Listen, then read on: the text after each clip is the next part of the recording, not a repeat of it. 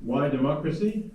I think the principal reason that was given by utilitarian philosophers like John Stuart Mill still holds, and that is democracy is a way of encouraging governments to govern in the interests, at least of the majority. So I think there are theoretical, very interesting reasons for going for democracy. It's just that the information environment has now changed so that we need to adopt to an entirely new situation and rethink the foundations of all of that. But that's why I favor democracy. I think democracy is an epistemic tool that is something that gives us knowledge, and that this is the fundamental value of liberal open society. So I would always add that democracy merely as a voting process might be interesting to keep powers in check, like I'm certainly not against this in any way, but I think more interestingly, democracy is a tool for progress and knowledge gathering, completely unprecedented. But there is, of course, a kind of existential aspect.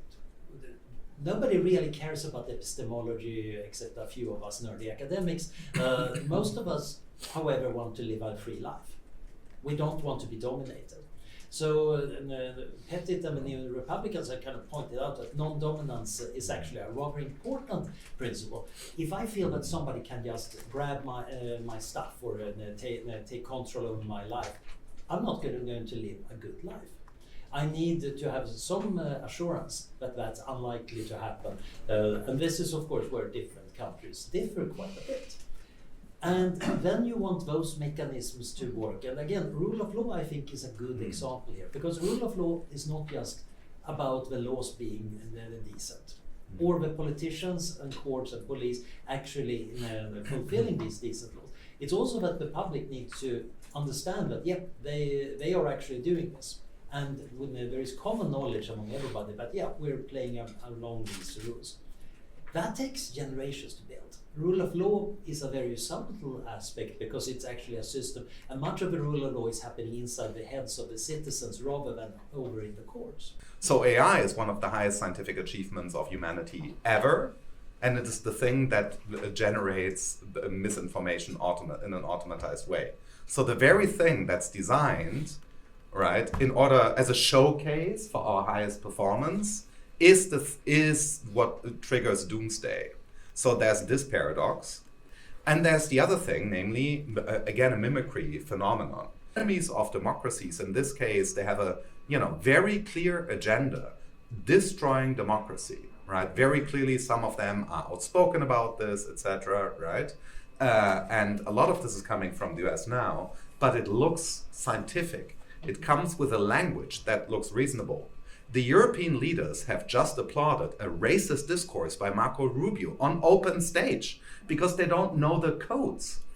It's really tragic that essentially Trump has abandoned the rule of law, as I see the attack on Venezuela as really having been a clear violation of that, and it makes it very difficult then for Trump to say, well, Putin has invaded another nation and abandoned the rule of law.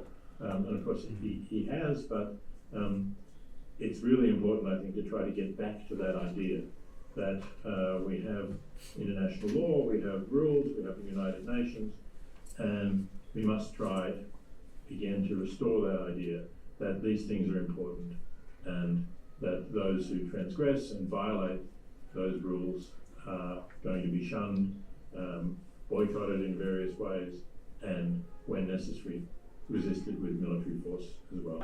This is a powerful idea. That is actually the basis for a very powerful alliance. This is also partially why you can make the European Union work. I think that we might have to move towards a European Union rather than a European Union, perhaps with a slightly different structure, and we might hope that we get deeper integration in some sense.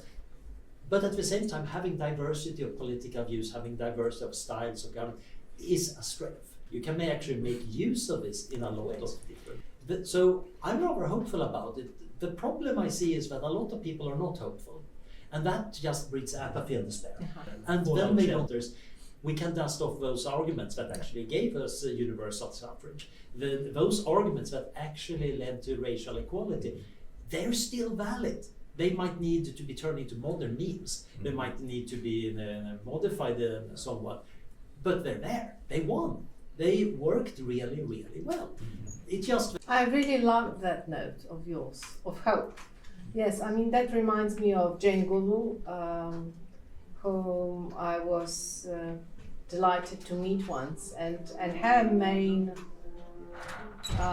message to people was hope. Let's still hope, because if you are not hopeful, then you do not have motivation to fight. And it seems that we still need to fight.